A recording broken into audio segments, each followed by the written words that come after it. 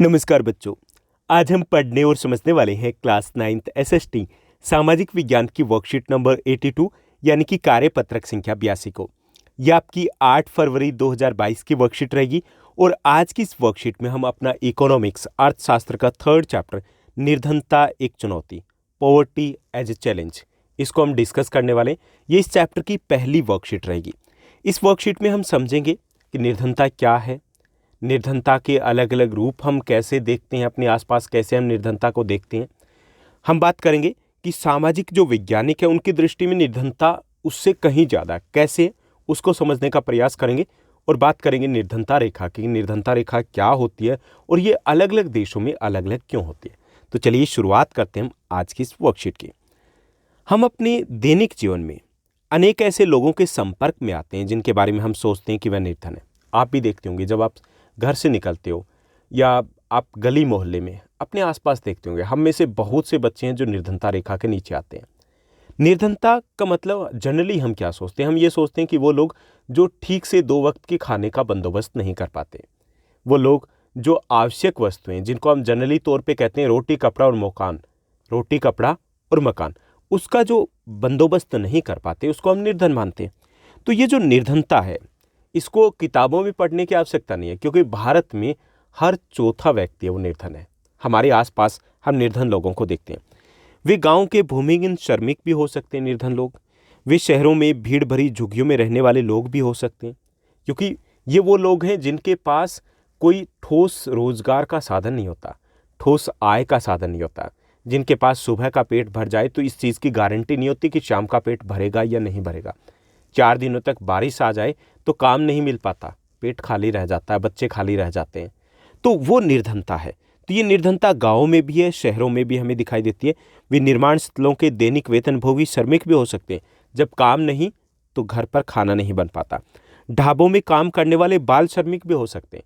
ये जो छोटू है ढाबों में काम करते हैं ना, घर के बड़े होते हैं, मजबूरी में काम करना होता है। अच्छा, उन्हें भी लगता है कि हम स्कूल जाएं, पढ़ें, खेलें कूदें, पार्क में घूमें, लेकिन नहीं जा पाते।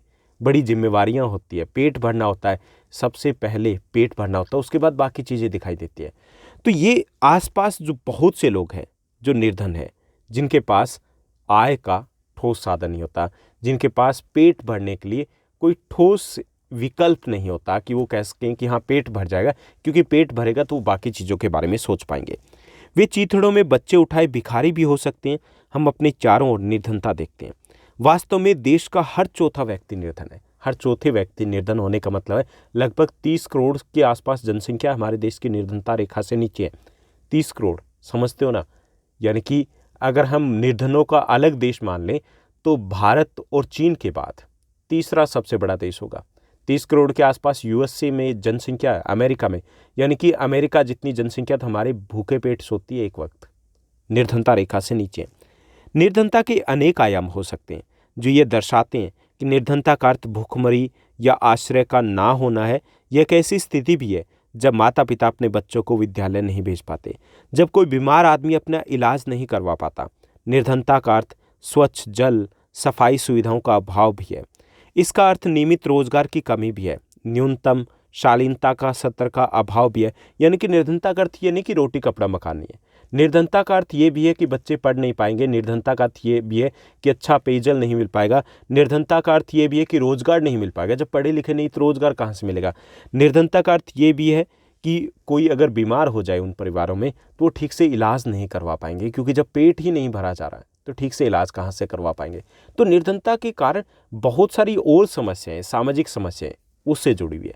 तो चलिए थोड़ा सा और देखते हैं कि जो सामाजिक वैज्ञानिक है उनकी दृष्टि में निर्धनता क्या है। हालांकि हमारी दृष्टि की अगर बात करें तो जनरली हम क्या समझते हैं, निर्धनता मतलब रोटी कपड़ा मकान नहीं है वहाँ पर। लेकिन सामाजिक वैज्ञानिक है, उनके अनुसार कि निर्धनता के अनेक पहलू हैं। सामाजिक वैज्ञानिक उसे अनेक सूचकों के माध्यम से मानते हैं। सामान्यतः प्रयोग किए जाने वाले सूचक है जो आय और उपभोग के सत्र से संबंधित है।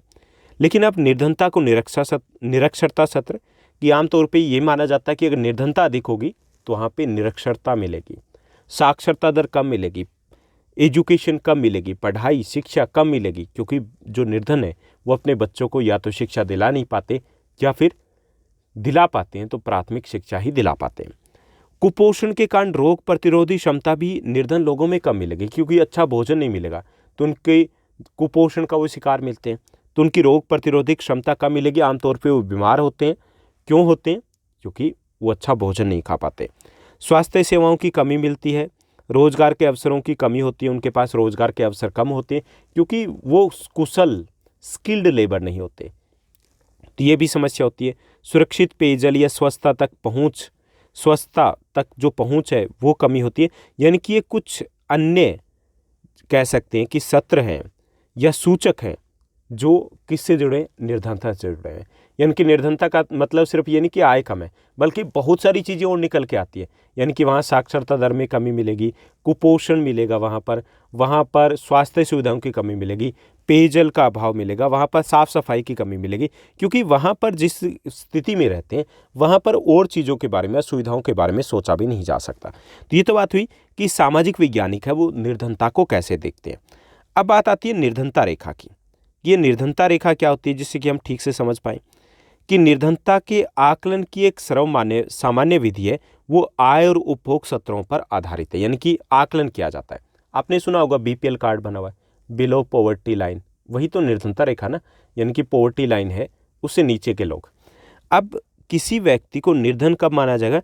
यदि उसकी आय या उपभोग सत्र है किसी ऐसे न्यूनतम सत्र से नीचे गिर जाए जो मूलभूत आवश्यकताओं के दिए हुए समूह को पूर्ण करने के लिए आवश्यक है। यानी निर्धनता रेखा किसे कहेंगे? एक रेखा होती है, ओके, काल्पनिक रेखा होती है कि अगर उससे कम आय है या उससे कम उपभोग हो रहा है तो उसे मान लेते हैं कि ये निर्धन में। जैसे आपकी क्लास में क्या होता है, पास कैसे होते हैं?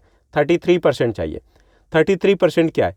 आपका मिनिमम लेवल है। उससे नीचे गए तो फेल हो जाते हो ना, ऐसे होता है। और उससे ऊपर गए तो पास। तो ऐसा ही कुछ एक निर्धनता रेखा निर्धारित की जाती है कि उससे नीचे तो मतलब गरीबी रेखा में आ गए, गरीब हो। उससे ऊपर मतलब आप गरीब नहीं हो। ठीक, तो ये निर्धनता रेखा होती है कि एक न्यूनतम राशि आय का सत्र निर्धारित कर लिया जाता है या उपभोग का सत्र निर्धारित कर लिया जाता है। उससे कम अगर आय हो तो क्या माना जाता है कि वो परिवार, वो व्यक्ति निर्धन है। ठीक, मूल आवश्यकताओं को पूर्ण करने के लिए आवश्यक वस्तुएं विभिन्न कालों और विभिन्न देशों में भिन्न भिन्न है। हालांकि ये जो मूल्य होता है ये कितना होगा, ये अलग अलग देशों में अलग अलग समय पर भिन्न भिन्न होता है। अलग अलग समय पर भिन्न भिन्न कैसे होता है? जैसे कि महंगाई बढ़ गई, तो महंगाई बढ़ गई तो एक समय में अपनी यहाँ पे 450 रुपये अगर एक व्यक्ति का आय थी एक महीने की, तो ये माना जाता वो निर्धन नहीं है। तो क्या आप 450 में काम चल जाएगा? बिल्कुल नहीं चलेगा। ओके, तो समय के अनुसार ये बदलती रहती है। दूसरा, अलग अलग देशों में अलग है। अमेरिका की बात करें तो वहाँ पर जिसके पास गाड़ी होती है, ठीक है, वो ठीक है, गाड़ी नहीं है तो उसको निर्धन माना जाएगा। अपने यहाँ पे ऐसा है? ऐसा नहीं है। गाड़ी है तो मतलब वो तो ठीक ठाक नहीं है, बल्कि वो तो रिच कैटेगरी में आ गए ना। तो यहाँ देश और समय के अनुसार ये निर्धनता रेखा ये बदलती रहती है। प्रत्येक देश एक काल्पनिक रेखा का प्रयोग करता है जिसे विकास और उसके स्वीकृत न्यूनतम सामाजिक मानदंडों के वर्तमान सत्र के अनुरूप माना जाता है। यानी कि हर देश है अपनी अलग काल्पनिक रेखा का निर्धारण करता है और उसी के अनुसार तय किया जाता है कि कौन निर्धन होंगे और कौन निर्धन नहीं होंगे। तो इसको दो तरीके से, एक तो आय के आधार पर हो सकता है कि इतनी आय होगी, उससे नीचे है तो वो निर्धन और उससे ऊपर है तो वो निर्धन नहीं। दूसरा, उपभोग के सत्र के आधार पर। उपभोग मतलब खाने के आधार पर, जैसे कैलोरी आवश्यकता है उसके आधार पर तय किया गया कि खाद्य वस्तुएं जैसे अनाज, दालें, सब्जियां, दूध, तेल, चीनी आदि मिलाकर इस आवश्यक कैलोरी की पूर्ति करते हैं। तो भारत में जो स्वीकृत कैलोरी है कि ग्रामीण क्षेत्रों में 24 कैलोरी प्रति व्यक्ति प्रतिदिन भोजन और नगरीय क्षेत्रों में 21 कैलोरी प्रति व्यक्ति प्रतिदिन अगर उसे ऊर्जा मिल जाती है। यानी कि ये न्यूनतम आवश्यकता है। अगर इतनी ऊर्जा नहीं मिल पा रही है तो इसका मतलब वो निर्धनता रेखा में आ जाएंगे। यानी कि ये उपभोग के सत्र के आधार पर है। अब जो ग्रामीण क्षेत्र है वहाँ पर अधिक कैलोरी की आवश्यकता होती है। क्यों होती है? क्योंकि वो अधिक शारीरिक कार्य करते हैं, फिजिकल वर्क है, वो श्रम वाले वर्क है, वो ज़्यादा करते हैं, जबकि शहरों में ये कार्य कम किए जाते हैं, इसलिए वहाँ पर कैलोरी की आवश्यकता अधिक है। ग्रामीण क्षेत्रों में 2400 कैलोरी चाहिए प्रति व्यक्ति प्रतिदिन, जबकि शहरों में ये 2100 कैलोरी चाहिए प्रति व्यक्ति प्रतिदिन।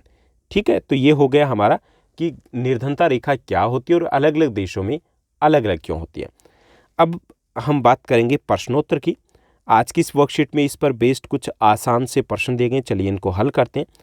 तो इस वर्कशीट में कुल 5 प्रश्न हमारे रहेंगे, 5 क्वेश्चन रहेंगे। पहला जो हमारा क्वेश्चन है कि निर्धनता से आप क्या समझते हैं, ये हमें बताना है कि एक ऐसी स्थिति जिसमें व्यक्ति अपनी या अपने परिवार की मूलभूत आवश्यकताओं को पूरा नहीं कर पाता तो उसे हम निर्धनता कहते हैं। यानी मूलभूत आवश्यकता में क्या आ जाएगा, रोटी कपड़ा मकान, जनरली यही बोलते हैं ना मोटे तौर पे, ठीक। तो ऐसी स्थिति जिसमें व्यक्ति अपनी या फिर अपने परिवार की मूलभूत जो आवश्यकता है उसको पूरा नहीं कर पाता तो उसे हम निर्धनता कहेंगे।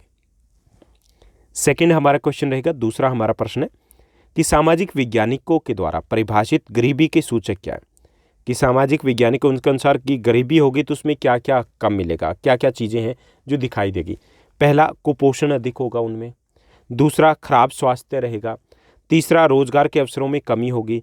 चौथा, निरक्षरता ज़्यादा रहेगी, यानी कि शिक्षा का प्रचार प्रसार कम होता है। तो ये 4 महत्वपूर्ण सूचक मिलेंगे जहाँ पर निर्धनता होगी, यानी कि ये निर्धनता के परिणाम कह सकते हैं। उसके बाद थर्ड हमारा क्वेश्चन है, तीसरा हमारा प्रश्न है, निर्धनता रेखा से नीचे के लोगों के पास किन मूलभूत सुविधाओं का अभाव होता है। ठीक है, ये हमें बताना है। तो एक तो भोजन का अभाव होता है, ठीक से वो भोजन या पौष्टिक भोजन का अभाव होता है, ये लिख सकते हो। शिक्षा का प्रचार प्रसार कम होता है। आवास की सुविधा इतनी बेहतर नहीं होती। स्वास्थ्य सुविधा बेहतर नहीं होती। स्वस्थ जो पेयजल है उसका भी अभाव होता है, यानी कि इन सब चीज़ों का अभाव पाया जाता है। चौथा हमारा प्रश्न रहेगा, चौथा प्रश्न है कि काल और स्थान के अनुसार निर्धनता रेखा भिन्न हो सकती है। अपने शब्दों में व्याख्या कीजिए। काल मतलब समय के अनुसार, काल और स्थान के अनुसार निर्धनता रेखा भिन्न हो सकती है। जैसे जैसे देश में महंगाई में बढ़ोतरी होती है तो निर्धनता रेखा का पुनर्निर्धारण किया जाता है, यानी कि समय के अनुसार उसमें बदलाव होता है। यानी कि पहले के समय की और अब के समय की निर्धनता रेखा एक नहीं होगी, क्योंकि समय के अनुसार महंगाई बढ़ी तो आवश्यकता बढ़ जाती है हर व्यक्ति की, हर परिवार की। इसी प्रकार प्रत्येक देश में भी निर्धनता उसकी आर्थिक स्थिति पर निर्भर करती है। उदाहरण के लिए अमेरिका में जिसके पास अगर किसी के पास अपनी पर्सनल कार नहीं है तो उसे निर्धन माना जाएगा, ओके, जबकि अपने देश में कुछ अलग है। तो ये काल और स्थान है, उसके अनुसार निर्धनता रेखा अलग अलग होती है। उसके बाद हमारा पांचवा प्रश्न रहेगा कि ग्रामीण क्षेत्र के जो लोग हैं उनको कैलोरी की आवश्यकता अधिक क्यों होती है, हमें बताना है। तो ग्रामीण क्षेत्रों में रहने वाले अधिक शारीरिक कार्य करते हैं, इसलिए उन्हें अधिक कैलोरी की आवश्यकता होती है। तो ये थी हमारी आज की वर्कशीट। उम्मीद करता हूँ कि सब कुछ आपको अच्छे से समझ में आया होगा। अगर आपको ये वीडियो, ये वर्कशीट अच्छी लगी थी, इस वर्कशीट को लाइक और शेयर जरूर कीजिएगा। और हाँ, आपके class 10th SST social science के जितने भी चैप्टर्स हैं उन सभी चैप्टर्स के मोस्ट इंपॉर्टेंट क्वेश्चन, सभी चैप्टर्स के जो मैप वर्क आपका जियो हिस्ट्री का, सब कुछ हमने पहले से ही पब्लिश कर रखा है।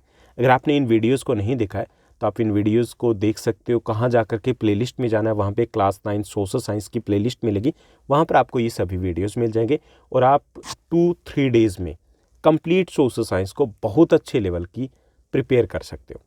आज के लिए बस इतना ही। Thank you, bye bye, have a nice day.